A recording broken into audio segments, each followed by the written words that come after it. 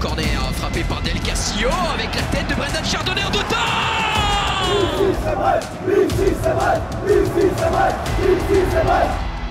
Ouest France et It West présentent toute l'actu du Stade brestois avec David Guézenec, Alexis Xaja et Laurent Frétinier.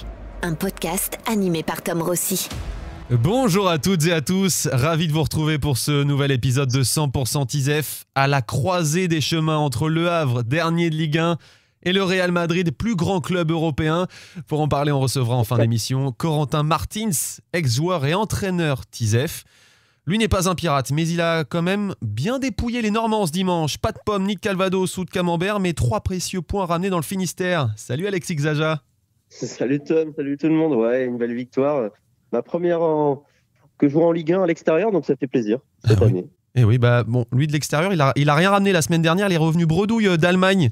C'était la soupe à la grimace pour toi, Laurent Frétinier. Salut Laurent. Ouais, j'ai repris les bonnes habitudes, malheureusement. Après, pour ma défense, le Shakhtar, c'est pas Le Havre. Franchement, c'est une belle équipe. Et Jocelyn Gourvenec nous avait prévenu d'ailleurs. Et puis notre phare TISEF, celui qui, j'en suis sûr, se souvient de l'époque Corentin Martins au Brest Armorique. Salut David Guézenec. Oui, bonjour. Oui, je m'en souviens que c'était un très très beau joueur, Corentin, qui a fait aussi directeur sportif ensuite après et entraîneur de dépannage. Allez, au menu jeunes gens, cette victoire au Havre, tout en maîtrise, un 3e succès de suite qui permet au TISEF de regarder vers le haut du classement. Focus sur le beau retour de Koulibaly, le match plein d'Ajorc et plus mitigé du duo Fèvre-Del Castillo, portrait de la recrue Justin Bourgault venu de Concarneau. Et puis le Real Madrid pour finir en beauté. Allez, du Havre au Real, 100% TISEF fait le grand écart. Ici c'est vrai, ici c'est vrai, ici c'est vrai, ici c'est vrai. 100% TISEF, toute l'actu du Stade brestois. Et de 3e victoire de suite en Ligue 1 pour le Stade brestois au Havre. C'est une première cette saison et une bonne réaction après la triste défaite contre le Shakhtar Donetsk en Ligue des Champions. Bon alors certes, le Havre est très mal en point, un dernier de Ligue 1 maintenant. On se souvient que malgré tout que les TISEF s'étaient déjà fait surprendre par Montpellier et Auxerre. Là, ils ont plutôt bien maîtrisé leur sujet, surtout en première période, Alexis. C'est vrai que les Havrais, il n'y avait pas grand-chose dans leur contenu. On sent que c'est une équipe en grande difficulté, mais Eric Roy avait axé son discours en avant-match sur l'importance de bien démarrer. Il s'attendait à une équipe bagarreuse en face, et les Brestois ont super bien répondu là-dessus. Dès le début du match, ils ont été très présents dans l'engagement physique, et d'ailleurs il y a eu 2 cartons jaunes, je crois, pour les Normands en 2 ou 3 minutes. Et derrière, voilà, après avoir pris le jeu à leur compte au niveau physique, au niveau athlétique, ils ont réussi à déployer leur jeu, à être menaçants. Ils ont eu beaucoup d'occasions, et au final, ouais, ils remportent un match plutôt logiquement. Ils ont un petit peu tremblé en deuxième mi-temps, mais rien de grave. Et en tout cas, ouais, un clean sheet aussi, et ça faisait longtemps. C'était contre le Havre déjà, et c'était en octobre. David, Laurent, avant de vous donner la parole, je vous propose d'écouter Eric Roy, satisfait de l'engagement mis par ses joueurs ce dimanche. Sur la première période, on a vraiment joué, mais en même temps avoir du répondant sur l'engagement physique, sur le fait que j'imaginais que les Havrais vont démarrer très très fort le match, comme on avait joué il n'y a pas longtemps, et qu'il fallait répondre à ce niveau-là. Et puis après, quand on a déjà répondu sur le plan de l'engagement, sur le plan de la détermination, après derrière on a quand même bien maîtrisé, et puis surtout on s'est fait beaucoup d'occasions. Et c'était presque un regret dans le première mi-temps qu'on ait dans le but en fait. Maîtrise, engagement, détermination, c'est un peu le triptyque, Laurent, ce week-end. Oui, c'est maîtrise en première mi-temps, ça c'est clair que c'est une très bonne première mi-temps, et on n'a pas l'impression que c'était une équipe émoussée, c'est ça qui est encourageant. Alors évidemment, Eric Roy a fait des changements et a injecté du sang neuf, des joueurs qui avaient peu joué ou des joueurs sur le retour, ça a été positif. En deuxième mi-temps, quand même moins de maîtrise, et quand même c'est dommage qu'il n'y ait pas cette efficacité pour tuer le match, parce que ils ont tremblé à la fin. Heureusement que c'est une équipe du Havre très faible. Mais oui, je trouve que dans cet enchaînement de matchs, on va pas faire la fine bouche. Dans cet enchaînement de matchs, une 3e victoire de suite et une 2e à l'extérieur. Et c'est cette série qui manquait manquait à Brest depuis le début de saison, qui leur fait du bien. Et tout de suite, on voit dans cette Ligue 1 très serrée, boum, ils sont 8e et regardent vers le haut et sont très proches d'un maintien, quoi. C'est surtout ça qui est intéressant. Oui, on va faire un petit point classement ensemble tout à l'heure sur l'aspect tactique et même les occasions. David, il y a eu beaucoup d'occasions dans ce match, ce qui est plutôt satisfaisant, au moins sur cette première période. Ouais, satisfaisant. Après, il fallait pas avoir des regrets de pas les avoir mises, hein, parce que y a quand même une tête de Joujou sur le poteau qui fait peur ensuite. Et moi, j'avoue que j'ai eu peur, pas par le fait que les Brestois maîtrisaient, mais souvent, à force de pas les mettre au fond, les occasions, on se fait punir. Ça n'a pas été le cas, heureusement. Ce que je voulais revenir aussi, c'est sur l'engagement, puisqu'en effet, c'était quand même un enjeu fort, hein. C'est la première fois que j'étais entre deux matchs avec des champions. Ils ont fait des matchs d'avant, des matchs d'après, mais là, c'était les deux. Et puis surtout avant le Real, où se dire aujourd'hui comment joueraient les joueurs avant le Real. Est-ce qu'il y aurait un peu de retenue, de peur de se blesser? Et c'était un peu le discours d'Éric Roy en conférence de presse avant match. C'était surtout, il faut jouer ce match. Et ceux qui seront bons, qui joueront contre le Real, enfin, ils voulaient voir les choses. Et en effet, ils ont répondu présent dans l'engagement, ce qui n'a pas toujours été le cas, évidemment, contre les mal cassés. Et c'était la grande question avant d'aborder le Real. Et ils ont donc répondu présent à ce niveau. Petit point tactique, Alexis, c'était le retour du 4-3-3 aussi ce week-end. Ouais, retour du 4-3-3 avec un double pivot, Magnéti Camara, qui a été très très très performant, qui justement a fermé l'axe et a obligé les Havrais à peut-être jouer un peu plus long, à perdre des ballons plus facilement, et donc ça aussi, ça a facilité la tâche en première période. Et en 10, il avait choisi de positionner Romain Fèvre, de le relancer, lui redonner un peu une chance, comme disait Éric Roy en conf d'après-match. C'est un schéma qui a été plutôt bien animé. Il était content justement de la relation de ce trio au milieu, même si comme disait Laurent, sur la durée, ça a été moins le cas. C'était surtout en première mi-temps que ça a bien marché, mais oui, c'est vrai que avec plus de réussite, ils auraient pu être largement à l'abri à la mi-temps, et ils auraient dû même vu toutes les occasions. Bon, si on est un peu tatillon, c'est donc le point noir, c'est un peu ce manque d'efficacité, Laurent, qui aurait pu coûter cher. On ne sait jamais en fin de match, un corner, un coup franc. On les avait vus plus cliniques ces derniers temps. Bon, après, comme je disais, on ne va pas faire fine bouche. Comme disait David, c'est la première fois qu'il y a 2 matchs de Ligue des Champions à une semaine d'intervalle. C'était le 3e déplacement de suite aussi. Franchement, moi, il faut retenir que le positif finalement, parce que le contexte prévaut sur le football en lui-même au bout du compte. Mais c'est vrai que ça a manqué un peu d'efficacité. Par exemple, contre Paris samedi, il faudra plus d'efficacité s'il y a des occasions en début de match. Bon, cette victoire, sans une grande efficacité, mais malgré tout, le résultat est là. C'est quand même la 3e de suite, hein, on l'a tous dit. Elle permet aux Pirates 8e de se rapprocher du 6e et premier européen Lyon, tenu en échec par les Nantais un partout. 2 points séparent les deux équipes. La 5e place de Lille, elle est à 4 points. Bon alors, mon cher David, tu regardes en haut ou tu restes toujours prudent? Moi, je reste toujours prudent. Il y a encore un changement des matchs. On verra après Real et PSG, hein, quand même.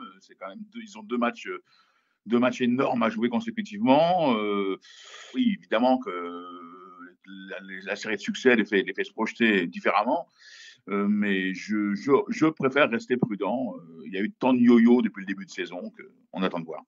Mais s'ils perdent contre Paris, ils peuvent pas descendre en dessous de la 9e place. Donc, ils resteront quand même dans la première partie de tableau. Et bon, on ne sait jamais, hein. Et derrière, il y a Nantes. Nantes et j'ai oublié qui, évidemment. Et du coup, c'est possibilité quand même de continuer à regarder vers le haut. Après, moi, je ne vois pas beaucoup plus haut qu'ils ne le sont, quoi. Mais sait-on jamais, quoi. À 2 points seulement de la 6e place des Lyonnais qui sont mal en point, hein, qui enchaînent les contre-performances, ouais. Alexis. Oui, c'est ça. En tout cas, c'était aussi le discours d'Éric Roy d'être prudent et à la fois ambitieux, que c'était une position un peu idéale après cet enchaînement de matchs, de se retrouver là. Faut se rappeler qu'ils avaient démarré l'année 2025 par une défaite à Angers. À ce moment-là, on regardait vraiment derrière. Et depuis, des victoires contre Lyon, Rennes, Le Havre, ce carton plein, on ne l'imaginait pas forcément. Donc oui, c'est sûr que ça donne envie de regarder vers le haut, mais que ce soit Éric Roy ou Mady Camara, les premiers mots qu'ils ont eu à la bouche hier, c'était le maintien. C'est atteindre la barre des 35 points qui se sont fixés. Et après ça, ils pourront ils pourront se projeter sur autre chose. Mais oui, c'est sûr que là, quand on regarde le calendrier qui est à venir, avec l'enchaînement de matchs encore, oui, c'est sûr que ça va être aussi compliqué de garder cette régularité-là, de prendre chaque fois 3 points en Ligue 1. Jouer le maintien alors qu'on est dans la première partie de tableau, ça me fait penser à la JOCR de Giroud à la bonne époque. Je fais un petit point calendrier pour compléter ce que tu disais, Laurent. Donc il y a le PSG, il y aura Nantes à la Beaujoire. Nantes ne gagne quasiment plus. Auxerre et Strasbourg ensuite. Il y a quelques points à prendre a priori pour ce mois de février, avec bien sûr la Coupe de France intercalée, le match de Troyes et ce barrage de Ligue des Champions. Donc calendrier très chargé. Il faudra encore confirmer au mois de février, David. Et après, tu pourras t'emballer, c'est ça l'idée. C'est ça l'idée, voilà. J'attends fin février pour me positionner. Jusqu'au 23 février, en fait, ils vont jouer un match tous les 3 jours. Ils vont jouer 2 fois par semaine jusqu'au 23 février, jusqu'au match au déplacement à Strasbourg, justement. Mais on envoie notre chat blanc à Strasbourg, donc moi, je suis plein de confiance, et à Nantes aussi, donc on va prendre des points. Allez, messieurs, après le traditionnel point classement, focus sur les joueurs qui ont marqué cette belle rencontre au Havre.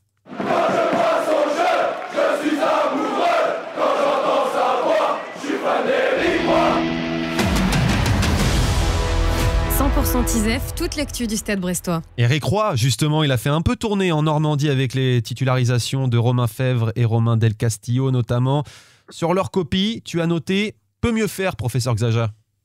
Ouais, c'est vrai qu'en première mi-temps, en tout cas, ils ont été très en vue. Et ce qui a été positif, on parlait tout à l'heure du schéma en 4-3-3 et de l'animation, c'est que les offensifs, les créateurs, on avait l'impression de beaucoup les voir, et que l'équipe était plutôt d'ailleurs collective, quoi. Il y avait eu pas mal de séquences de passes où des fois peut-être un peu trop à se faire des passes aux abords de la surface et au lieu de prendre sa chance.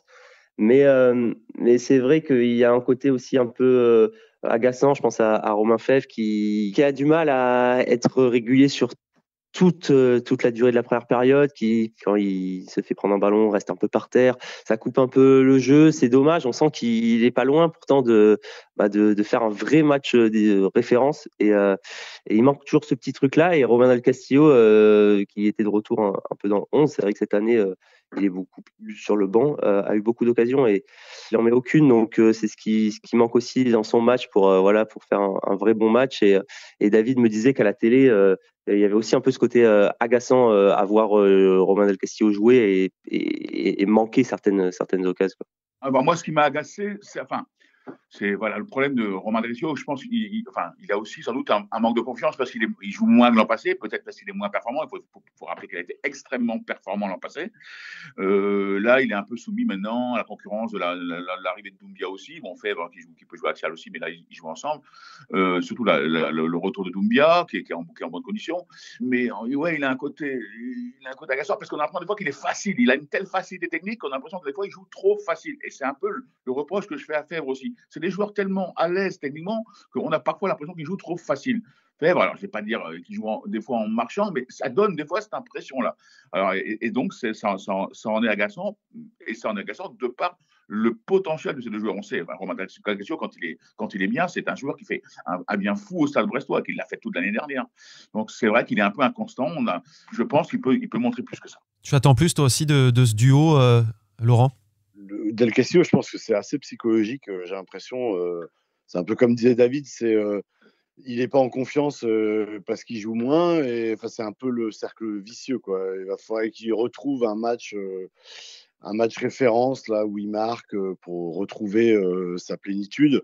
Romain Fèvre, c'est différent. Je trouve vraiment que ce joueur, il répond pas du tout aux attentes. Alors hier, c'est un peu mieux, mais on est quand même très loin d'un match très abouti. Et ce qui m'agace, c'est qu'il ne fait pas les efforts défensifs et pour moi, il est loin de l'ADN de cette équipe qui est l'ADN première, c'est le pressing.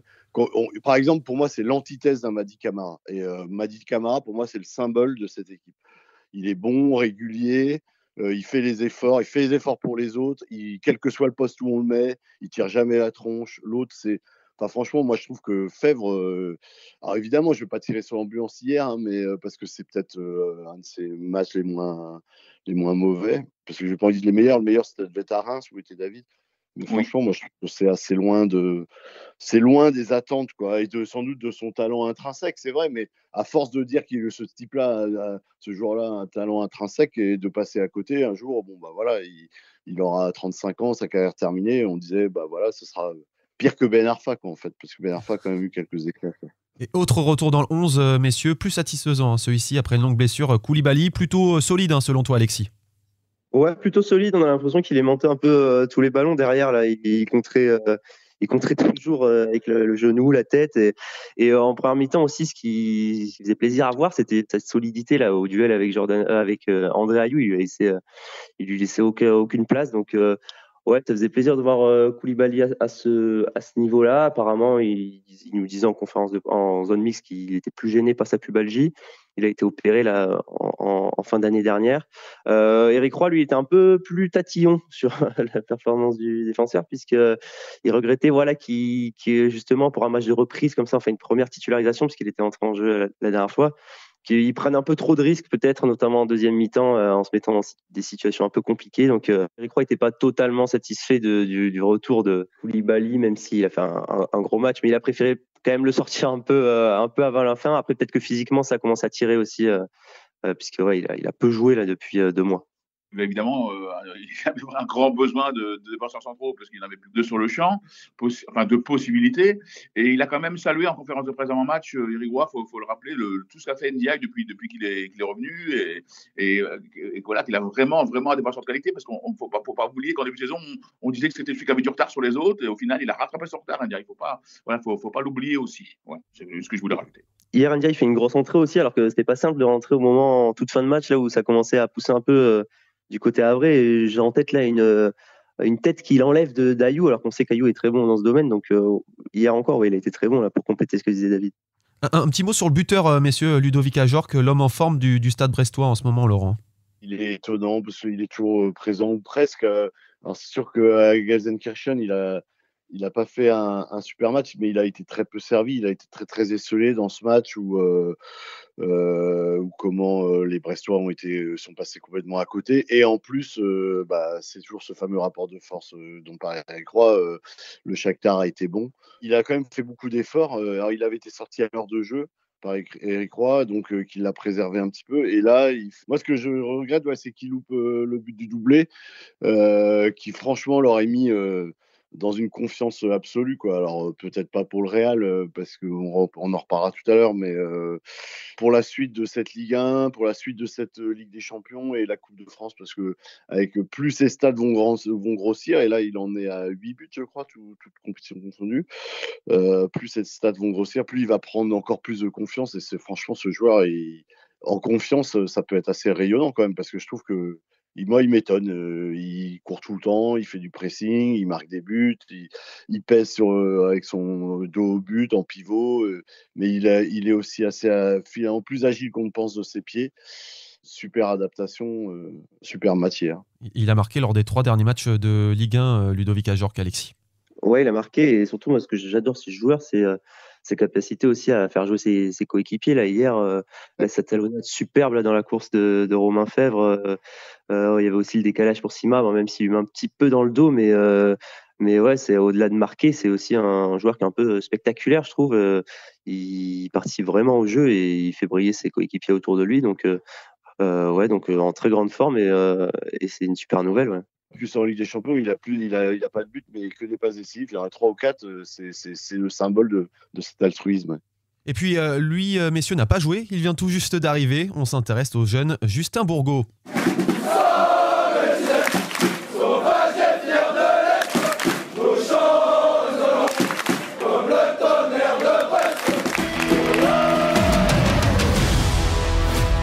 Tisef, toute l'actu du Stade brestois. Aïdara, Amavi, locaux sur le flanc. Le Stade brestois a donc recruté le jeune latéral gauche de Concarneau, Justin Bourgault.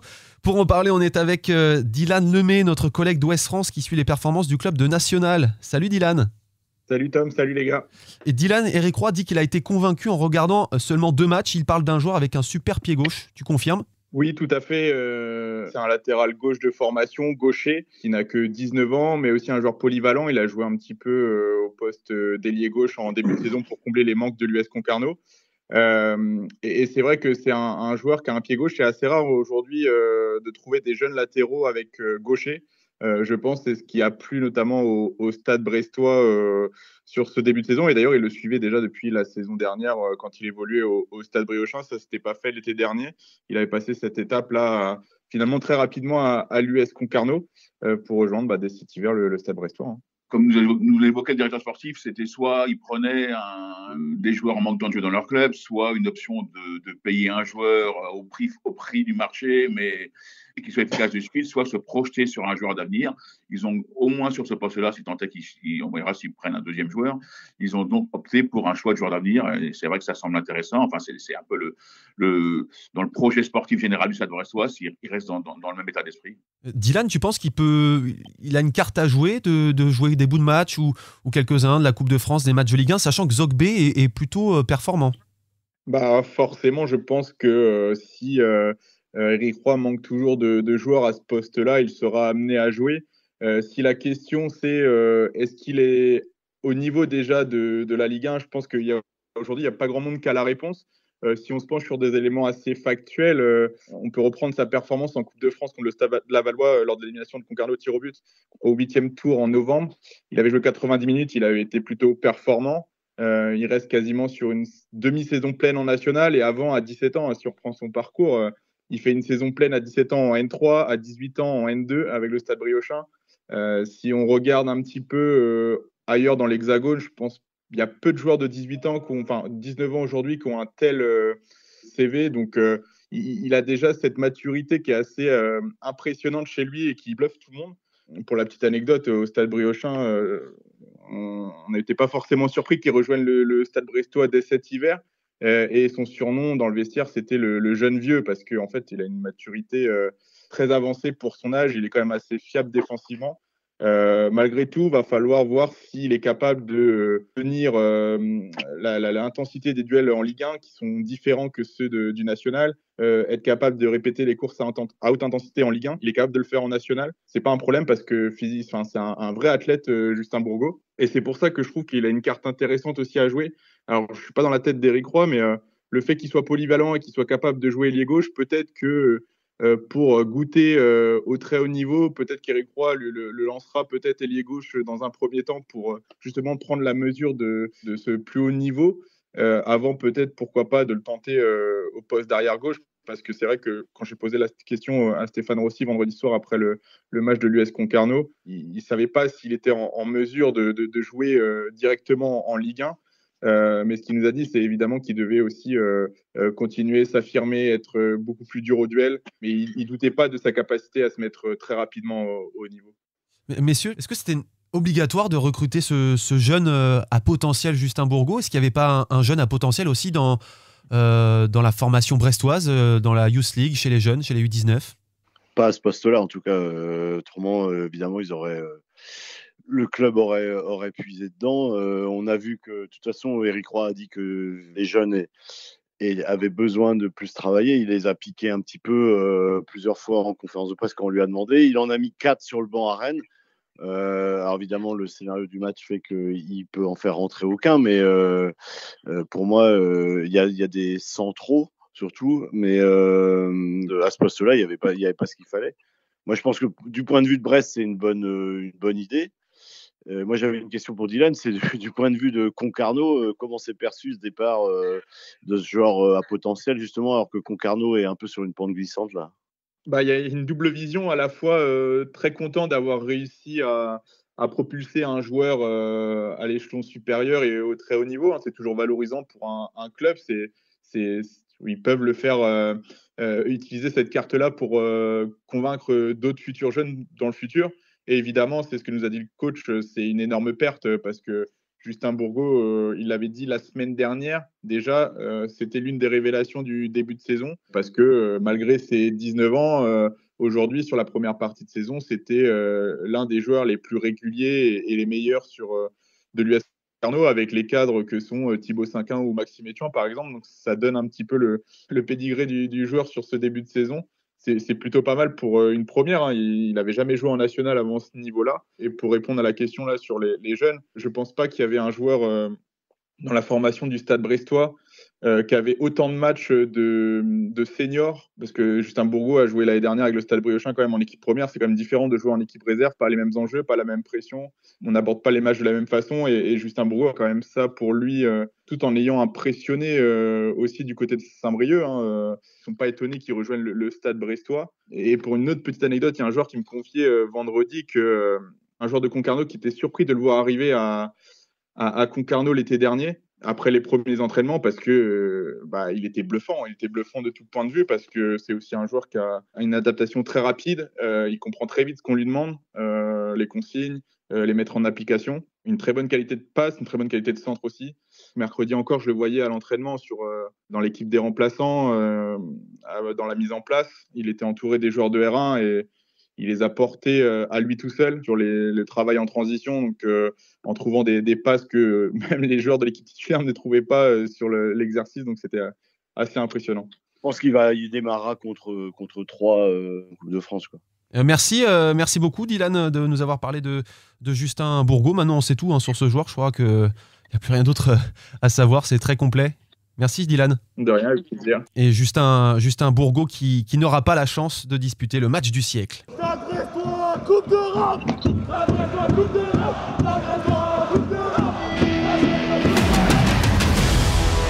100% TISEF, toute l'actu du Stade brestois. Le Real Madrid et ses 15 Ligues des Champions débarquent à Guingamp. Mais au classement, ce sont bien les Pirates qui sont devant, 13e avec 13 points. Le Real en compte un de moins. Et pour parler de ce match, on a le plaisir d'être en ligne avec Corentin Martins, milieu de terrain du Brest Armorique de 1988 à 91, puis directeur sportif et coach du Stade brestois il y a une dizaine d'années. Bonjour Corentin. Bonjour. Corentin, avant de parler de cette affiche de rêve, comment allez-vous? Où vous ont mené vos aventures de coach sur le continent africain ces derniers temps? Après Brest, donc j'ai fait 7 ans comme sélectionneur en Mauritanie. Et après, j'ai fait une année en Libye. Et là, je viens de faire dans 2 clubs en Algérie. La saison dernière, j'étais au Paradou, donc en club. Et là, en début de saison, j'ai fait 3 mois avec le CRB, pareil, en Algérie. Vous êtes illustré, Corentin Martins, en participant à la Coupe d'Afrique des Nations avec la Mauritanie. La Mauritanie s'était jamais qualifiée pour la Coupe d'Afrique.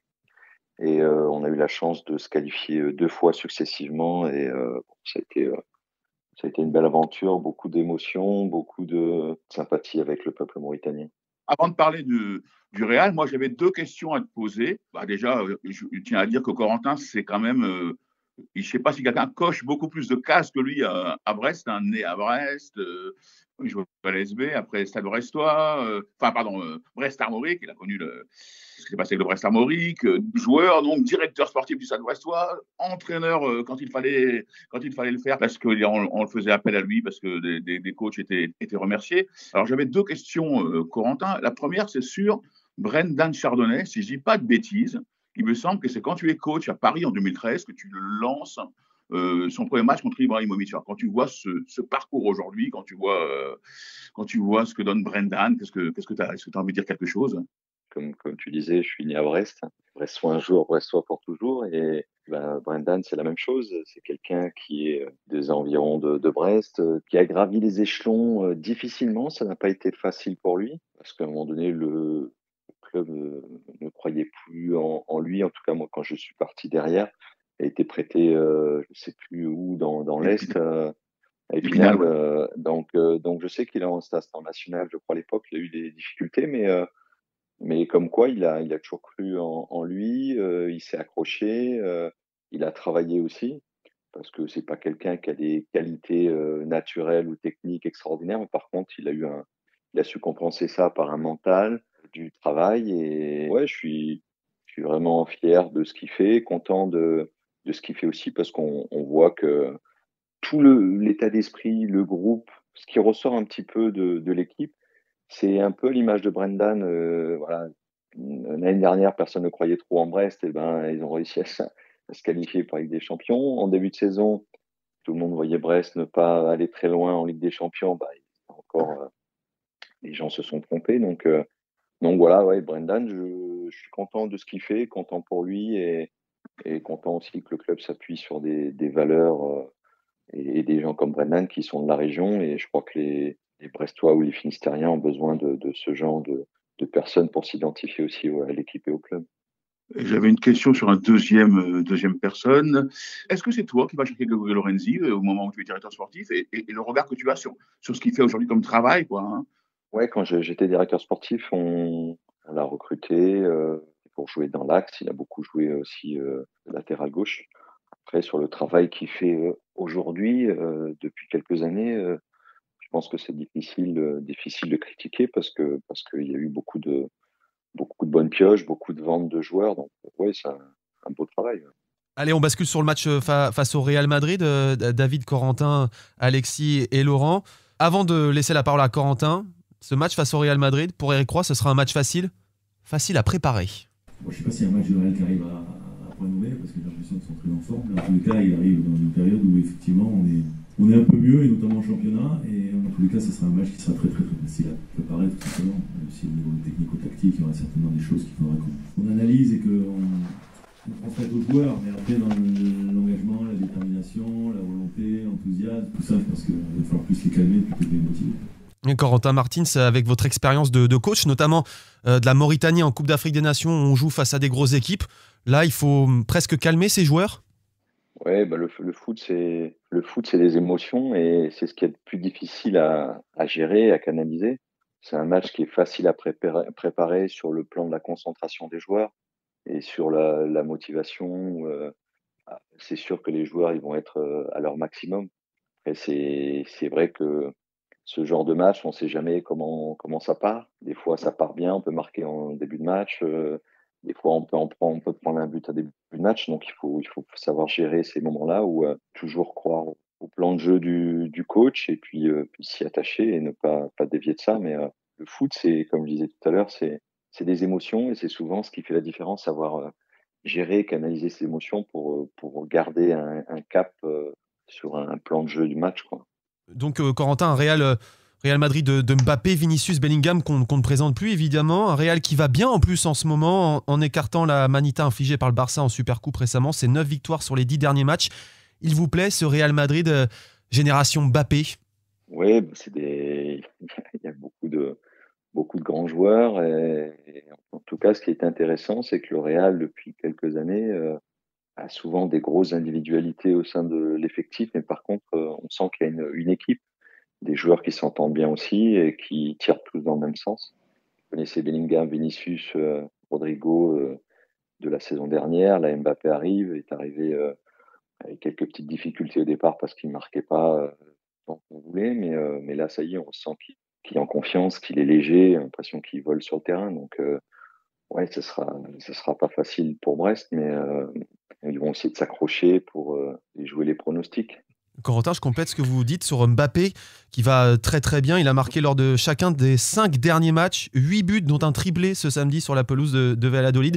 Messieurs, je ne sais pas si vous voulez ajouter quelque chose sur Kylian Mbappé, qui, on a l'impression qu'il est enfin en très grande forme. Il n'est plus qu'à un but de Robert Lewandowski dans le classement des meilleurs buteurs de la Liga. Il en est à 22 buts pour quelqu'un qui a mal démarré sa saison. Il en est à 22 buts toutes compétitions confondues avec le Real, ce qui est pas mal. Kenny Lala va avoir du travail. Par contre, petite précision, Vinicius sera pas là parce qu'il est suspendu pour accumulation de cartons. C'est bon, au moins ça c'est toujours un point positif d'avoir un tel talent en moins. Je voulais demander à Corentin comment bousculer une équipe comme ça, une équipe aussi forte qui va peut-être prendre Brest un peu de haut, mais qui va venir au complet parce qu'ils ont besoin ils veulent décrocher une place dans le top 16 pour être barragiste, tête de série, pardon. Ouais, je pense que c'est ça déjà l'objectif du Real. Bon, le fait qu'ils prennent à la légère ou pas Brest, je pense pas, parce que c'est quand même un club qui a l'habitude de jouer des matchs, des gros matchs. Ils savent que c'est un match qui est important pour eux aussi, donc je pense qu'ils vont être très motivés. Même si c'est pas le Roudourou, c'est pas le même stade que Santiago Bernabéu, mais je pense qu'ils vont être concentrés sur le terrain. Après pour Brest, pour bien le préparer, pour essayer de faire un résultat, je pense que c'est assez simple. C'est vraiment de bien défendre, essayer de laisser le moins d'espace possible à Mbappé, à Rodrigo, à ce genre de joueurs qui sont capables d'aller très vite vers le but.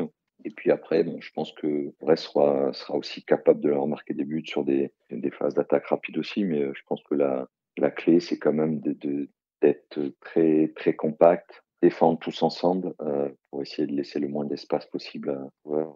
Kenny Lala qui aura du travail, ça c'est Laurent qui l'a dit. Et puis Mathias Pereira-Lage sur son côté gauche, évidemment, qui va avoir beaucoup de boulot et qui devra être solide défensivement, même si c'est pas forcément sa qualité première. On écoute Mathias Pereira-Lage sur le Real Madrid. Quand on parle de Ligue des Champions, on parle forcément Real Madrid. Donc, c'est une équipe qui est capable de tout en Champions League. On le sait, voilà, c'est leur compétition. Ils ont une âme différente dans cette compétition. Donc voilà, nous de voir aussi comment on peut juger par rapport à ces équipes-là. Et comme j'ai dit aussi, on sait qu'on va être qualifié pour les 16e.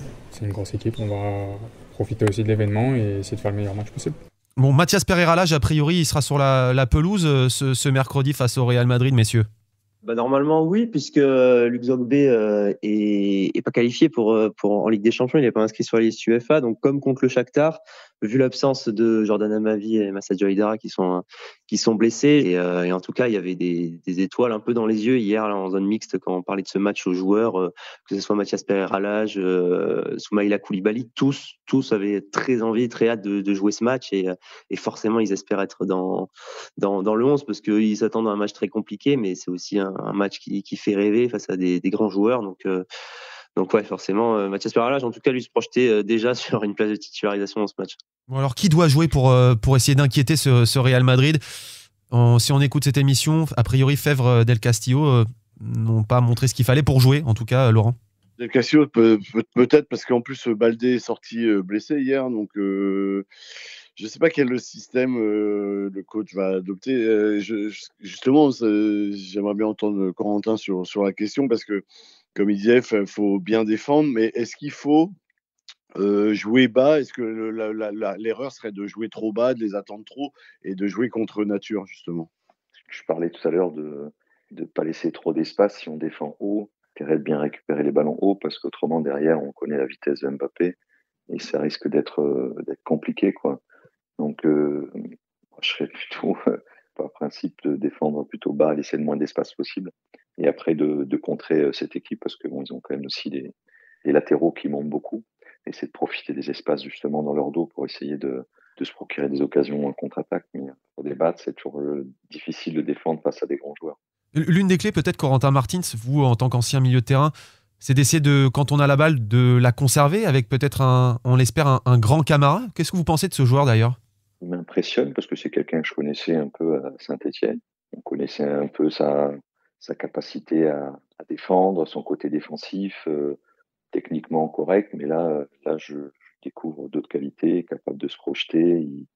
Il marque des buts, il montre un gros volume de jeu. Donc plutôt surpris, mais ouais, très intéressant. Mathématiquement, Brest peut encore accrocher une place dans le top 8, synonyme de qualification directe pour les huitièmes de finale. Il faudra pour cela gagner et espérer quelques faux pas devant. Bon, clairement, ce serait un immense exploit, David, là. Je ne sais même pas si aujourd'hui, il faudrait un tel concours de circonstances. Bon, déjà, il faudrait balle de Real, c'est quand même déjà un sacré concours de circonstances, un sacré challenge. Mais je crois qu'il faudrait un tel concours de circonstances, c'est compliqué à envisager, évidemment. Après, ça n'enlève rien au parcours qu'ils ont fait, évidemment. Mais non, je sais même pas. Moi, je ne sais pas si le top 8 aujourd'hui est en soi envisageable, même statistiquement, je ne sais pas. Corentin Martins, quoi qu'il arrive, même s'il y a des fêtes, a priori, rien d'affamant face au Real, cette campagne de Ligue des Champions, elle est extraordinaire pour nos Brestois. Ouais, magnifique. Dès le début, ils ont continué à surprendre, s'ils devaient surprendre. Dans la lignée de ce qu'ils ont fait la saison dernière, jusqu'au bout, ils sont allés chercher leur place qualificative directement pour la Champions League. Donc, ils ont continué cette lancée-là en gagnant beaucoup de matchs au début. Et puis, David disait que c'est vrai que ça paraît compliqué d'entrer dans les 8 premiers, mais je crois que Brest a été habitué à déjouer tous les pronostics. Alors, j'espère qu'une dernière fois, peut-être qu'ils y arriveront, mais même si ça paraît impossible. Mais je pense que ce match-là, si Brest a une chance de gagner, je pense déjà, comme je disais tout à l'heure, il faut savoir défendre tous ensemble. Mais surtout, un joueur comme Pereira-Lage, qui c'est pas son poste, latéral gauche, il ne faudra pas le laisser seul en 1 contre 1 ou en 2 contre 1. Il faudra vraiment venir le soutenir et l'aider aussi pour pouvoir faire face aux joueurs qu'il aura en face de lui. Alors, Corentin, marqué contre le Real pour un Brestois, c'est possible, hein? Je crois que tu l'as fait. Ouais, je l'ai fait. J'ai eu la chance de le faire 2 fois, en match aller et au match retour. Vous pouvez nous rappeler cette histoire, Corentin ? J'arrivais d'Auxerre, j'ai signé à la Corogne et notre premier match à domicile, c'était contre le Real Madrid et je marque sur un corner, un but de la tête. Puis match retour, c'est une frappe de loin, le gardien la relâche. Rivaldo, il vient, il frappe, le gardien la relâche et moi j'arrive, je suis une autre fois et je la mets au fond, quoi. Corentin Martins, c'est la tradition chez 100% TISEF. Avant la Ligue des Champions, on pronostique. Brest, Real, quelle sera l'issue de cette affiche selon vous ? C'est pas que je crois pas aux Brestois, mais je vais mettre 2-1 pour le Real. Ah, donc quand même un but brestois à Guingamp. Messieurs, à vous, je rappelle que vous avez tous pronostiqué un nul contre le Shakhtar. Cocorico, j'ai été le seul à avoir une défaite. J'en suis pas forcément très fier. David, tu vois quoi à Guingamp ce mercredi ? Bah, écoute, moi je suis moins optimiste encore que Coco. Voilà, moi je vois 0-2, 0-3. Et le match a trop d'enjeux pour le Real aujourd'hui. Donc j'espère évidemment tout le contraire de ce que je pronostique, mais voilà. Mon cher Alexis. 0-2. Ouais, je dirais aussi 2-0 pour le Real. Ce serait déjà. Ils avaient pris 3-0 à Barcelone, donc un 2-0, ce serait déjà super. Enfin, de toute façon, dans un match comme ça, j'espère surtout qu'on verra qu'ils vont résister au moins une bonne partie en première mi-temps. Mais ouais, je les vois mal tenir sur tout le match, mais j'espère me tromper. Et Laurent ?